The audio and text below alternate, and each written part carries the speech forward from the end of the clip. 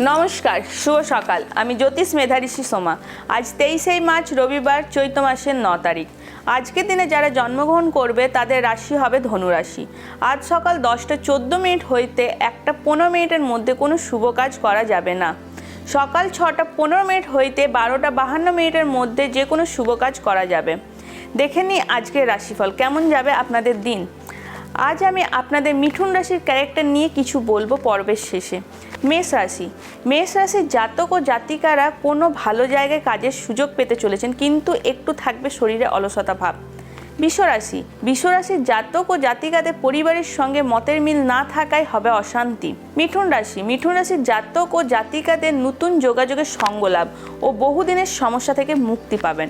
কর্কট রাশির জাতক ও জাতিকাদের আর্থিক দিক খুব একটা ভালো যাবে না ও কর্মের জায়গায় পড়বে বাধা। সিংহ রাশির জাতক স্ত্রীর শরীর নিয়ে থাকবে চিন্তায় ও হবে অর্থের ব্যয়। কন্যা রাশির জাতক ও জাতিকাদের হবে আর্থিক উন্নতি, কিন্তু ভালোবাসার মানুষকে নিয়ে থাকবে মনের ভেতর কষ্ট।